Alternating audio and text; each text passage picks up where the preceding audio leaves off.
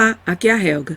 Trago hoje aqui o discurso do professor Roberto de Mattei no Acies Ordinata, o evento que teve lugar em Munique, Alemanha, este último sábado, 18 de janeiro de 2020, durante o qual reuniram-se católicos de vários países para protestar contra o caminho sinodal do cardeal Marx, presidente da Conferência Episcopal Alemã.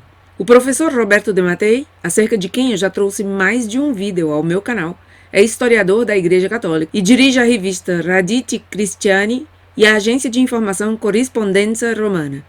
Juntamente com outros católicos proeminentes, deu um discurso na subsequente conferência de imprensa que teve lugar na Literaturhaus de Munique para discutir diferentes aspectos do caminho sinodal alemão. O discurso eu o traduzi do inglês, que foi publicado pelo LifeSite News.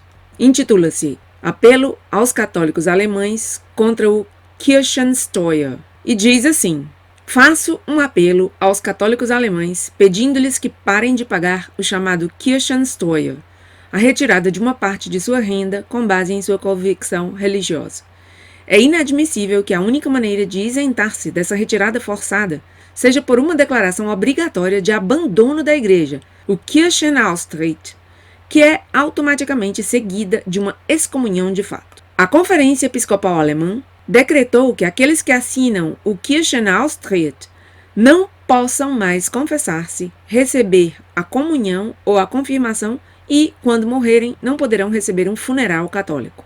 Sem pronunciar explicitamente a palavra excomunhão, a Conferência Episcopal Alemã está punindo aqueles que deixam a igreja por razões financeiras, excluindo-os da vida sacramental, que é a essência do castigo da excomunhão, de acordo com o cânone 1331, parágrafo 1º. Eles podem ser readmitidos aos sacramentos somente depois de retirar sua declaração e comprometer-se a cumprir suas obrigações financeiras. Segundo o Synodale Weg, o caminho sinodal alemão, católicos divorciados e que voltaram a casar-se, que pagam o Kirchensteuer, podem receber os sacramentos, mas católicos praticantes que se recusam a pagar esse imposto são rigorosamente excluídos dos sacramentos da igreja.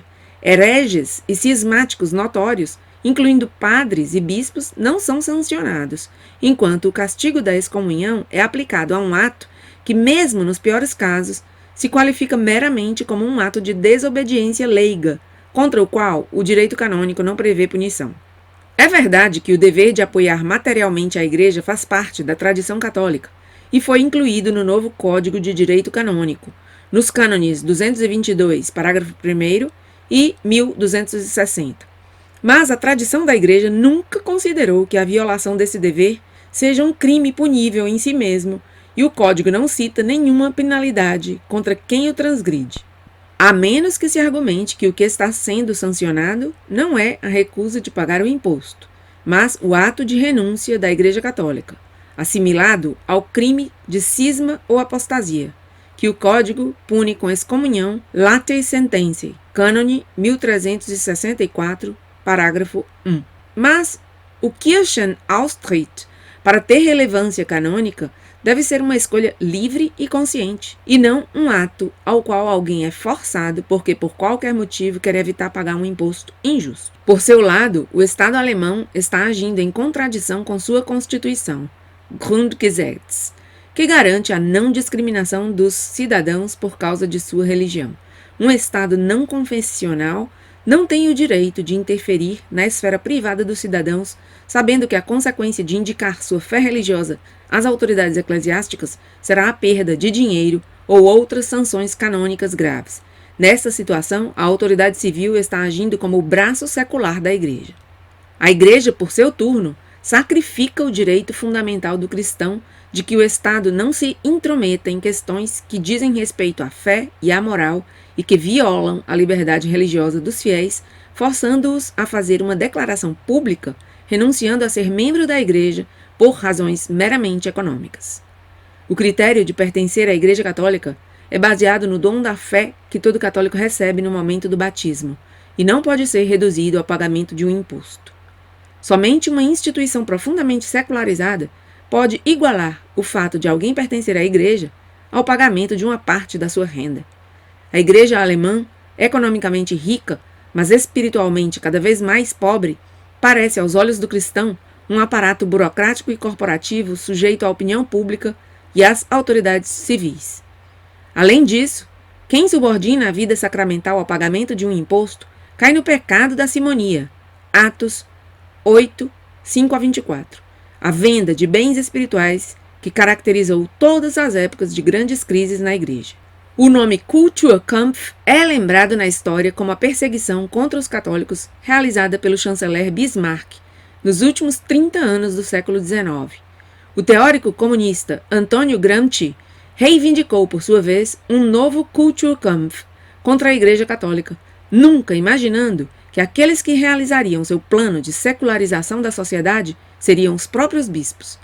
A pergunta crucial que deve ser feita é a seguinte: um católico pode ser cúmplice no processo de descatolização de seu país? Entendemos que este é um doloroso problema de consciência. No entanto, pagar o Kirchensteuer significa cooperar diretamente no processo de secularização da Igreja na Alemanha e no mundo que os bispos alemães promovem no nível ideológico e apoiam no nível financeiro.